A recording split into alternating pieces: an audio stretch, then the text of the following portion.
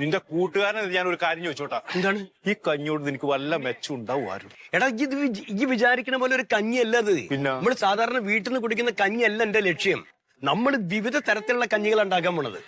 പണ്ടിട്ടോട് ഞാൻ പറഞ്ഞില്ലേ, എടാ നമ്മള് ഗോതമ്പ് കഞ്ഞി ഉണ്ടാക്കും, ഔഷധ കഞ്ഞി ഉണ്ടാക്കും, കർക്കിടക മാസം വരും, പിന്നെ പെരുന്നാൾ കാലം വരുമ്പോ നമ്മള് തരിക്കഞ്ഞി ഉണ്ടാക്കും.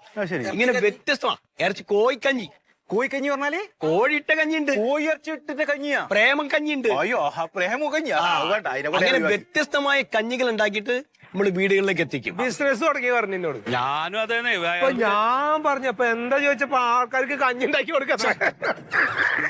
ഈ തട്ടുകടയിലെ കഞ്ഞി ഉണ്ടാക്കണതും അതിന് പിന്നൊരു സ്ഥാപനം വെക്കാം. ഇത് വീട്ടിലെ കഞ്ഞി ഉണ്ടാക്കിയിട്ട് കൊണ്ടു കൊടുക്കുക. അത്ര വീടാന്തരം. നിങ്ങൾ പഠിപ്പിച്ചവരൊക്കെ അങ്ങനെ തന്നെ.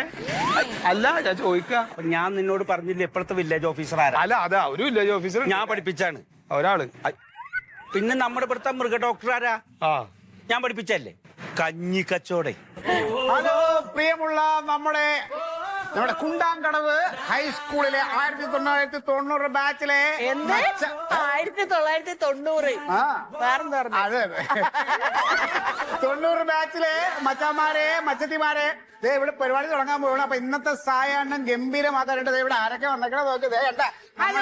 മണ്ടു, ശാന്തി, അവരെയൊക്കെ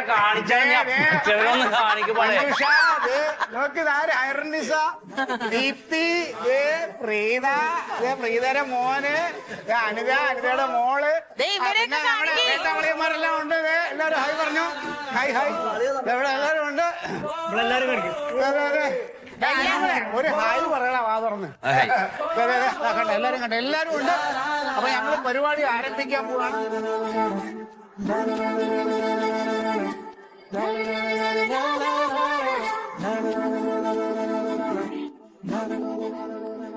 നീ എവിടെയാണ്? എടാ വേഗം സാധനമായിട്ട് വാ, ഇപ്പൊ തുടങ്ങണ്ടേ? എന്താ ഇളനീരും കൊക്കക്കോള ഒന്നും വേണ്ട, പ്രായമായ മാഷന്മാരാണ്. വയസ്സായ മാഷന്മാരാണ്. ഗ്യാസ് കയറിയിട്ട് ഞാൻ അതിന് കൊണ്ടുപോടാൻ നടക്കുക. പച്ചവെള്ളം മതി, കുപ്പിവെള്ളം. നമസ്കാരം നമസ്കാരം.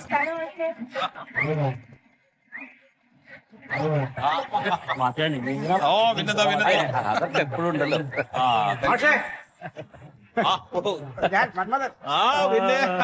ഞാനും മന്മഥനും കൂടിയാണ് എല്ലാ സെറ്റപ്പും ചെയ്തതില്ലേ. താനിപ്പോ എവിടെ? ഞാൻ ദുബായില്. എന്താ അവിടെ പുള്ളിക്ക് മിനറൽ വാട്ടറിന്റെ ബിസിനസ് ആണ്. ഭയങ്കര വലിയ ഇത് ഉണ്ടാക്കണ ഇതുണ്ട്. പരിപാടി? ഞാന് പിന്നെ പുള്ളിക്ക് ആയുർവേദ ഹോസ്പിറ്റലാണ്. ആയുർവേദ ഹോസ്പിറ്റലിൽ അവിടെ ഞാന് ആയുർവേദം ചെയ്യുന്നുണ്ട്.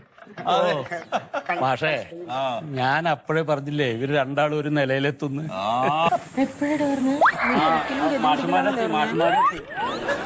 അതെ, ഈ 1.5 ലക്ഷം രൂപയുടെ ഫോണായോണ്ടേ.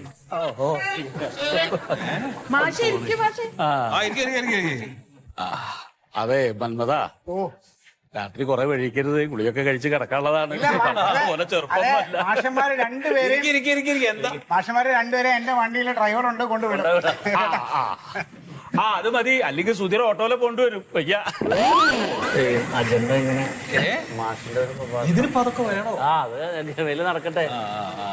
മന്മത തുടങ്ങാലോ. സ്വാഗതം പറയട്ടെ. സ്വാഗതം പറയാൻ മണ്ടുവിനെ ക്ഷണിക്കാം. ഞാൻ പറയട്ടെ. അതൊക്കെ വൃത്തിയായിട്ട് അതിന്റെ രീതിയിൽ പറയേ. അതെ. അപ്പോ നമ്മുടെ 90 ബാച്ചിന്റെ ഒരിക്കൽ കൂടി സ്കൂൾ മുറ്റത്ത് എന്ന പ്രോഗ്രാം നമുക്ക് ആരംഭിക്കാം. നമ്മുടെ ക്ഷണം സ്വീകരിച്ച് നമ്മുടെ ഗുരുനാഥന്മാരെത്തിയിട്ടുണ്ട്. പിന്നെ വൈകിക്കണ്ട.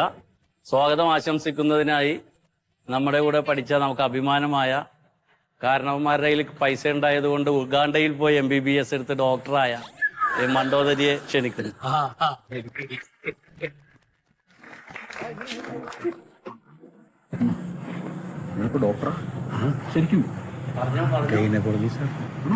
എല്ലാവർക്കും നമസ്കാരം.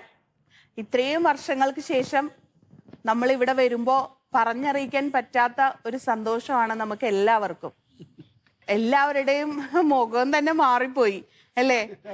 വാട്സപ്പ് ഗ്രൂപ്പില് നമ്മൾ ഒരുപാട് നാളായിട്ട് ഈ ആഗ്രഹം പറയുന്നതാണ്, ഇവിടെ വരണം, എല്ലാരെയും കാണണം, ഒന്നിച്ചൊന്ന് ഭക്ഷണം കഴിക്കണം എന്നൊക്കെ.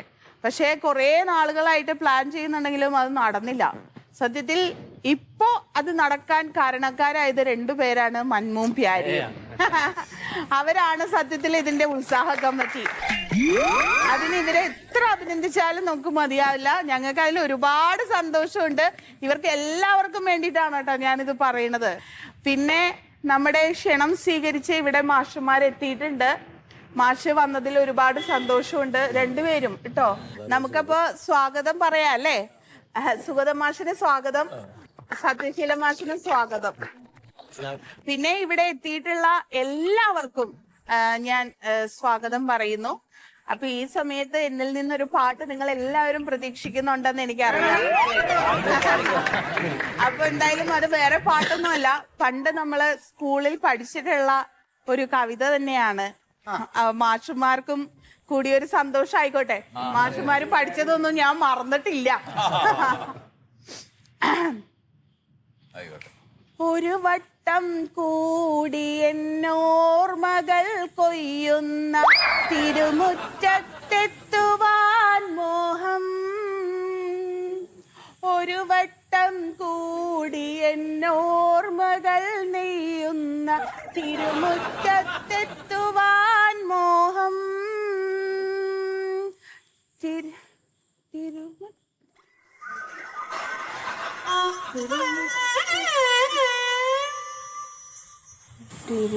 പാടിക്കോളൂ പാടിക്കോളൂ,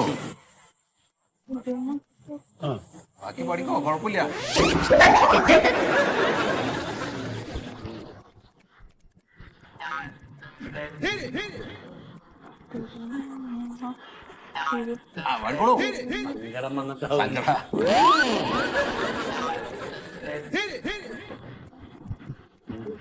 പാടിക്കോളൂ. പാടിക്കോളൂ.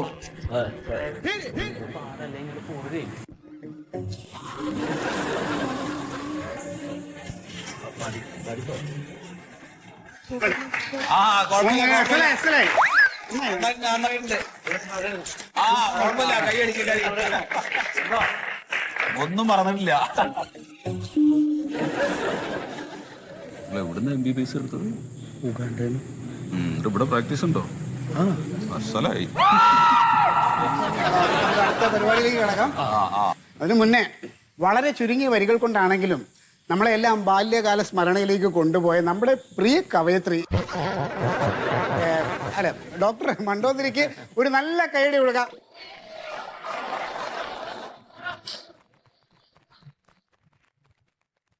അടുത്തതായിട്ട് നമ്മുടെ ഈ ഒത്തുകൂടലിന് ഒരു സന്ദേശം പറയുക എന്നുള്ളതാണ്. അതിനു മുന്നേ ഒരു കാര്യം പറയാതിരിക്കാൻ വയ്യ. ഇങ്ങനെ ഒരു ഒത്തുകൂടൽ ഞാനും പ്യാരിയും കൂടെ ഞങ്ങൾ ദുബായിലിരുന്ന് സായാഹ്നങ്ങളിൽ ബിസിനസ് കഴിഞ്ഞിട്ടുള്ള തിരക്കിന്റെ ഇടയിൽ ഞങ്ങൾ വൈകുന്നേരം ഒത്തുകൂടി ഇത് ആലോചിച്ചിട്ട് ഞങ്ങൾ ദുബായിലാണ് ഈ പരിപാടി ആദ്യം ഞങ്ങൾ പ്ലാൻ ചെയ്യാൻ വെച്ചത്. പക്ഷേ എല്ലാവരെയും ഞങ്ങൾ കൊണ്ടുപോയി പൈസ ഞങ്ങൾക്കൊരു വിഷയമല്ല. പിന്നെ നമ്മുടെ ഈ മാഷന്മാരുടെ വാർദ്ധക്യം, അവർക്കുള്ള വിമാനയാത്രയും ബുദ്ധിമുട്ടുമൊക്കെ കണക്കിലെടുത്താണ് ഞങ്ങളത് തൽക്കാലം ഇവിടെ തന്നെ ആക്കിയത്. പിന്നെ അടുത്ത ഒത്തുകൂടൽ നമ്മൾ ദുബായിൽ വെച്ചായിരിക്കും. അത് ഞാൻ ഈ നിമിഷം വാക്ക് തരുന്നു. പിന്നെ ഇവിടെ ഇന്ന് ഞങ്ങള് സ്പെഷ്യലായിട്ട് ഫുഡ് ബൊഫെ ഒരുപാട് ഐറ്റംസ് അറേഞ്ച് ചെയ്തിട്ടുണ്ട്. അത് ഞാനും പ്യാരിയും കൂടെയാണ് സ്പോൺസർ ചെയ്തിരിക്കുന്നത്.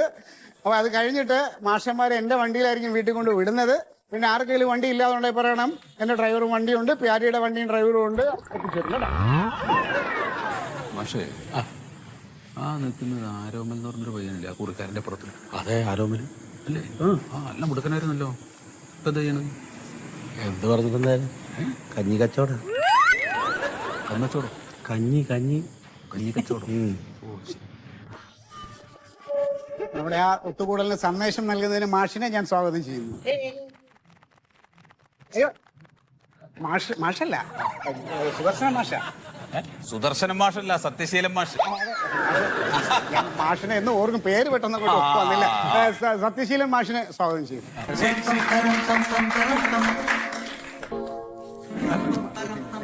എല്ലാവർക്കും നമസ്കാരം. പഴയ വിദ്യാർത്ഥികളൊക്കെ ഒരിക്കൽ കൂടി കാണാൻ കഴിഞ്ഞത് വലിയ ഭാഗ്യം. ഞങ്ങളിപ്പോ കഴിഞ്ഞ ഒരു 2-3 ബാച്ചിന്റെ ഒക്കെ ഇതുപോലുള്ള കൂടിച്ചേരലുകൾ ഉണ്ടായി. അതിലൊക്കെ നമ്മൾ പങ്കെടുത്തല്ലോ അല്ലേ? അവരൊക്കെ കുറെ കൂടെ ഒക്കെ നല്ല രീതിയിൽ പന്തലും ഒക്കെ അലങ്കാരങ്ങളൊക്കെ ചെയ്തിരുന്നു. ഫുഡ് നല്ലതാക്കിയിട്ടുണ്ട്, നല്ല അടിപൊളി ഫുഡാ. അവര് ബാനറൊക്കെ കെട്ടിയിട്ടേ അതൊക്കെ ആ, പൈസ പൂക്കളൊക്കെ വെച്ചിട്ട് അലങ്കരിച്ചിട്ട് വരും മറ്റേ ആദ്യത്തെ വെച്ച് എന്റെ അപ്പൊ അതൊന്നും ഉണ്ടായില്ല. അല്ല അതൊന്നും കുഴപ്പമില്ല, അതൊന്നല്ലല്ലോ ഇപ്പൊ പ്രധാനം. അതെ അതെ അതെ അതെ, എല്ലാരെയൊക്കെ ഒന്ന് കാണാൻ പറ്റി, നന്നായി. പക്ഷെ എന്റെ ഇപ്പോ എല്ലാവരും ഇപ്പൊ ഇങ്ങനെ മുമ്പിൽ ഇരിക്കുമ്പോ ഞാൻ ചില കാര്യങ്ങൾ ഓർക്കുകയാണ്. അതായത് ക്ലാസ്സിലുള്ള എല്ലാ കുട്ടികളും ഒരുപോലെ മിടുക്കരല്ല. മിടുക്കരായിട്ടുണ്ടായിരുന്ന കുട്ടികളൊക്കെ ജീവിതത്തിൽ അടിപ്പോയി. പക്ഷേ പൊട്ട കുട്ടികളുണ്ടായിരുന്നവരൊക്കെ വലിയ കുഴപ്പമില്ലാത്ത രീതിയിലേക്ക് ഉയർന്നു വരികയൊക്കെ ചെയ്തിട്ടുണ്ട്. ഞാനതാ ഈ മണ്ടൊന്നും ഇപ്പൊ ഒരു ഡോക്ടറാവുന്നൊന്നും നമ്മള് അതാ കണ്ടോ? ഏയ് എന്താ പേളപ്പി, ആരോമൽ ക്ലാസ്സിൽ അസലായിട്ട് പഠിച്ചിരുന്ന ആളാ.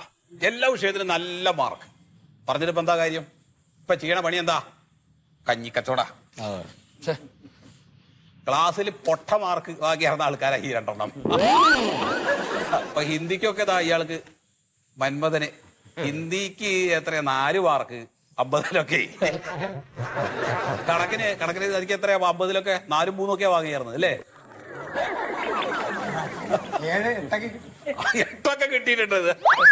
8 മാർക്കൊക്കെ വാങ്ങിയിട്ടുണ്ട്, മിടുക്കനാ. അപ്പൊ ആ ആൾക്കാരൊക്കെ വലിയ കുഴപ്പമില്ലാത്ത രീതിയിലേക്ക് എന്ത് ബിസിനസ് ആണെന്ന് പറഞ്ഞേ? ആയുർവേദ ആശുപത്രിയാണ്. ആയുർവേദ. അത് മതി. പക്ഷേ വേറൊരു കാര്യമുണ്ട്, ഈ ബിസിനസ് ചെയ്യാൻ A+B² ഒന്നും വേണ്ട, ബുദ്ധി മതി. അപ്പൊ എല്ലാവരും വലിയ കുഴപ്പമില്ലാത്ത രീതിയിലൊക്കെ ജീവിക്കുന്നു എന്നറിയുന്നതിൽ വലിയ സന്തോഷം.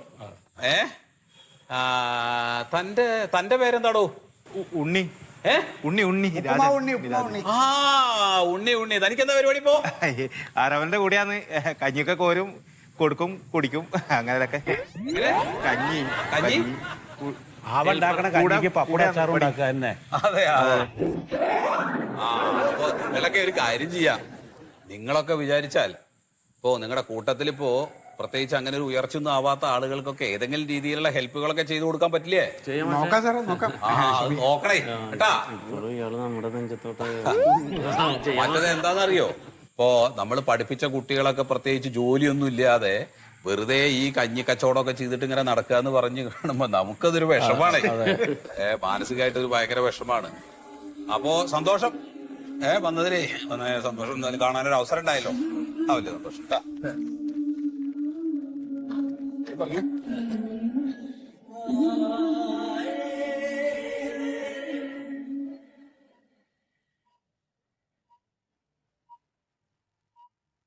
നമസ്കാരം. ബിസിനസ് ട്രെൻഡ്സിലേക്ക് എല്ലാ മാന്യ പ്രേക്ഷകർക്കും സ്വാഗതം. ഒരുപാട് സ്റ്റാർട്ടപ്പ് വിജയകഥകൾ നമ്മൾ കേട്ടിട്ടുണ്ട്. എന്നാൽ കഞ്ഞിയിൽ ഒരു സ്റ്റാർട്ടപ്പ് തുടങ്ങി ലോകം മുഴുവൻ വ്യാപിച്ചു നിൽക്കുന്ന ഒരു ഫുഡ് ബിസിനസ് ശൃംഖലയുടെ ഉടമയായി മാറി ഇന്ന് ഈ വർഷത്തെ ബിസിനസ് യൂത്ത് ഐക്കൺ അവാർഡ് വരെ എത്തി നിൽക്കുന്ന ശ്രീ ആരോമൽ സാറാണ് ഇന്നത്തെ നമ്മുടെ അതിഥി. സ്വാഗതം ചെയ്യാം ശ്രീ ആരോമൽ സാറെ, ഏറെ സന്തോഷത്തോടെ.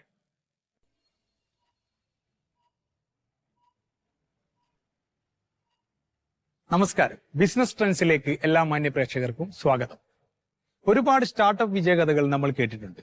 എന്നാൽ കഞ്ഞിയിൽ ഒരു സ്റ്റാർട്ടപ്പ് തുടങ്ങി ലോകം മുഴുവൻ വ്യാപിച്ചു നിൽക്കുന്ന ഒരു ഫുഡ് ബിസിനസ് ശൃംഖലയുടെ ഉടമയായി മാറി ഇന്ന് ഈ വർഷത്തെ ബിസിനസ് യൂത്ത് ഐക്കൺ അവാർഡ് വരെ എത്തി നിൽക്കുന്ന ശ്രീ ആരോമൽ സാറാണ് ഇന്നത്തെ നമ്മുടെ അതിഥി.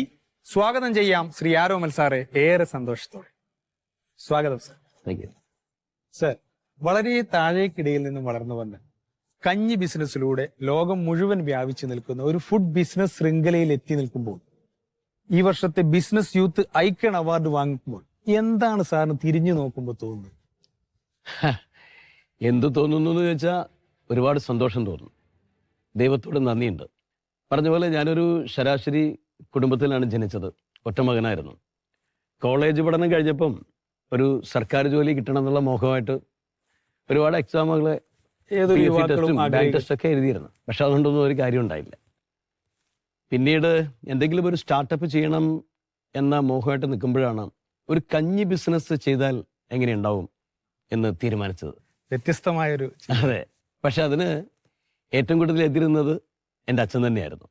കാരണം എൻ്റെ അച്ഛൻ സ്കൂളിലൊരു കഞ്ഞി വെക്കുന്നൊരു വ്യക്തിയായിരുന്നു. അതുകൊണ്ട് തന്നെ അച്ഛനെ പലരും കഞ്ഞിരാഘവൻ എന്നാണ് വിളിച്ചിരുന്നത്. പിന്നെ ആ വിളിപ്പേര് എനിക്കും കിട്ടി. കൂട്ടുകാരും എന്നെ കഞ്ഞി ആരോമൽ എന്നൊക്കെ വിളിക്കാൻ തുടങ്ങി. പക്ഷെ എന്തോ എനിക്ക് ആ ജോലിയിൽ ഒരുപാട് പ്രതീക്ഷ തോന്നി. കഞ്ഞി ബിസിനസ് ചെയ്യണമെന്ന് തന്നെ ഞാൻ തീരുമാനിച്ചു.